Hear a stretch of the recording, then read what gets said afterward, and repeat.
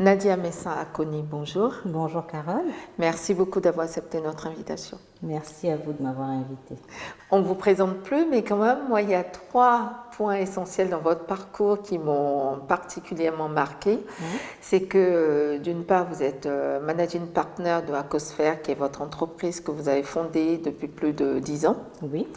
Que vous êtes rédactrice et journaliste pour Forbes Afrique, et que chaque année, vous éditez le palmarès des 100 femmes les plus influentes du continent.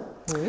Donc, quand je lisais ça, je dis, vous êtes un peu comme notre Oprah Winfrey, c'est-à-dire vous pouvez monter et démonter les carrières et les popularités. Vous me donnez trop de pouvoir, là. C'en est. Et par ailleurs, vous parlez couramment 9 langues. Oui. Moi, j'ai trouvé ça juste fabuleux parce que je trouve que c'est vraiment un des plus grands pouvoirs. Alors, avec tout ça, vous avez été aussi pendant longtemps directrice de communication de la BCAO.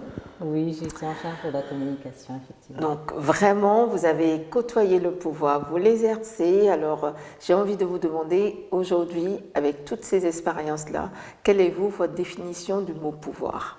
Le pouvoir, c'est la capacité de faire des choses, de réaliser des choses, de les rendre réelles ou de le faire faire par quelqu'un d'autre. Est-ce que vous diriez, comment est-ce que ce pouvoir, la capacité de faire ou de faire soi-même, se traduit pour vous dans votre environnement professionnel et personnel? Est-ce que ça se traduit de la même façon? Un petit peu.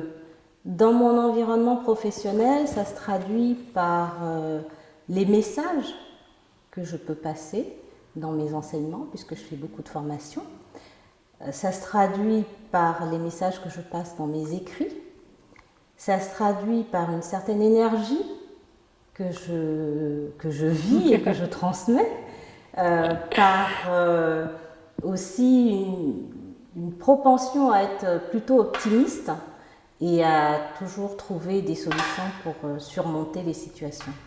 Dans le domaine personnel, je dirais que c'est peut-être plus la capacité à écouter les autres, à réunir, à rassembler. Ça, j'aime beaucoup rassembler les gens, réunir les gens.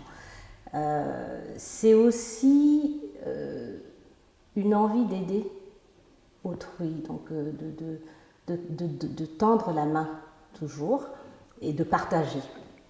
Est-ce que vous diriez, de par votre expérience, de tout ce que vous avez eu à côtoyer, que l'exercice du pouvoir, il se traduit différemment selon si on est un homme ou une femme? Donc l'exercice du pouvoir va se faire de façon très différente. Et quand les femmes ont le pouvoir, elles ont une tendance à penser plus à la communauté, au bien-être de la communauté, à être plus généreuses dans leur façon de procéder. Maintenant, bien sûr, il y a des exceptions, l'exception confirme la règle. Mais il y a aussi quelque chose d'autre dans le pouvoir chez les femmes, ou dans l'exercice du pouvoir chez les femmes, c'est qu'elles ont tendance à être très volontaires. C'est un peu le personnage d'Idéfix dans Astérix. Quand les femmes ont du pouvoir, elles savent exactement où elles veulent aller, pourquoi et ce qu'elles veulent en faire. Souvent, pour les femmes qui ont du pouvoir, on dit qu'elles ont dû sacrifier quelque chose. Est-ce que vous pensez que ça a été votre cas ou pas? Toute personne qui a du pouvoir doit sacrifier quelque chose, que ce soit un homme ou une femme. On sacrifie tous d'abord une partie de notre vie familiale. Et ça, c'est valable pour tout le monde.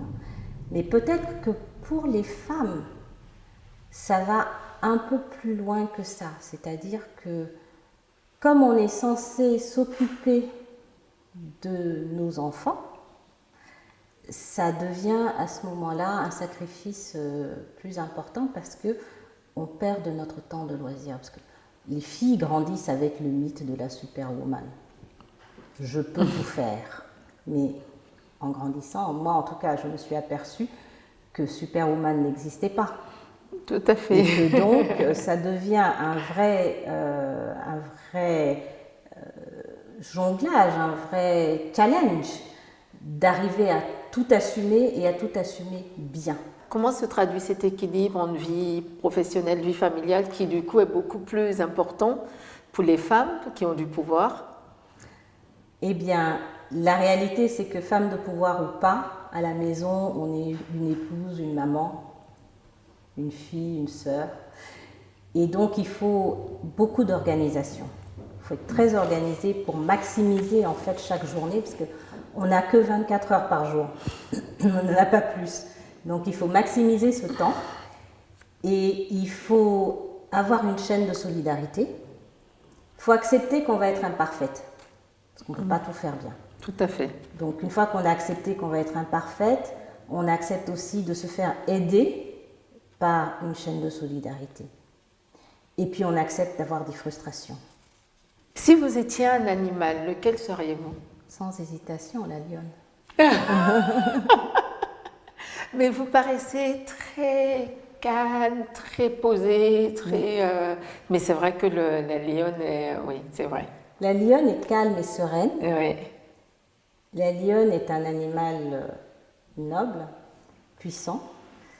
C'est un animal qui n'est pas cruel, parce qu'il ne chasse, il ne tue que pour nourrir sa famille. Voilà, et puis c'est mon signal astrologique en plus, donc voilà, ça me convient bien. Est-ce que vous avez une phrase, un proverbe qui vous illustre? J'en ai 3. Alors je vais me permettre de vous donner les 3. La première, c'est qu'il faut faire confiance à la vie. Très bien. Parce que la vie est pleine de surprises et parce que un jour on obtient ce qu'on veut, le lendemain on ne l'a pas. Quand on ne l'a pas, on n'est pas content, mais on ne sait pas que derrière il y a autre chose qui vient. Donc il faut faire confiance à la vie. La deuxième, c'est une phrase en anglais. Words become things.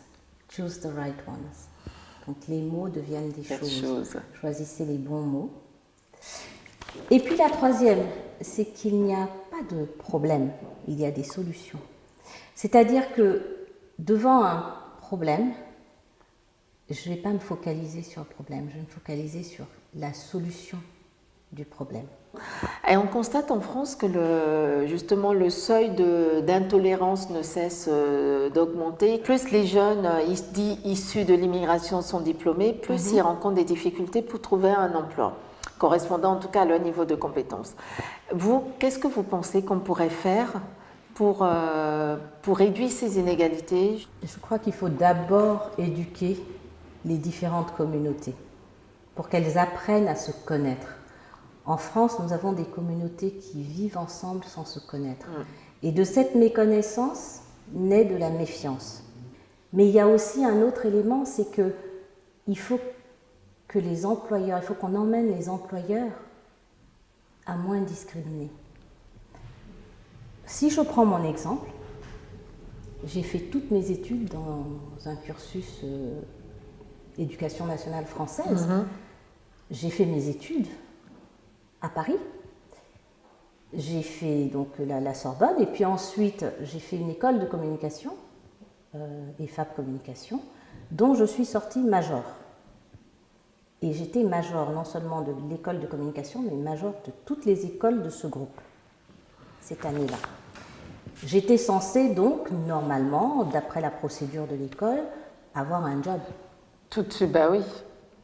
Mais moi, personne ne m'a déroulé le tapis rouge. Ceux qui sont arrivés derrière moi ont eu des jobs. Mais moi, je n'avais pas le bon profil. Et la France a perdu comme ça beaucoup de potentiel. Il y en a beaucoup, je ne vais pas les citer. Mais il faut que ça aille beaucoup plus loin parce qu'il y a de vraies pépites parmi ces jeunes. Des pépites qui ne se connaissent pas encore. Il faut les aider à se révéler et à apporter leur pierre à la construction de ce pays, un pays ne finit jamais de se construire. Tout à fait. Il faut que la France se voie aujourd'hui comme un pays pluriculturel, pluriethnique. Donc il y a quelque chose à faire, ça c'est sûr. Mais il faut que les autorités s'en occupent. En préparant cette rencontre, on vous a demandé, Nadia, de venir avec un objet, quelque chose qui pour vous symbolise le pouvoir et la féminité, ou en tout cas qui a un sens ou une résonance particulière pour vous. Qu'est-ce que vous nous avez apporté? Alors, premier objet, le smartphone. Ok. Pourquoi? Parce que ça me permet de travailler où que je sois. Mais ça me permet aussi d'être continuellement en contact avec mes enfants. Je ne suis plus obligée d'être à la maison. Je ne suis plus obligée d'être rattachée à un ordinateur fixe. Fixe. Je peux travailler où que je suis et je peux parler à mes enfants, à ma famille, à mon mari, quand je veux. Donc mon côté féminin est couvert et mon côté purement professionnel aussi. Donc ça pour moi c'est la liberté. Très bien. Et cette liberté c'est du pouvoir. Mais je vous ai apporté aussi autre chose. Je vous ai apporté un collier. Très bien. Et un gros collier. Waouh.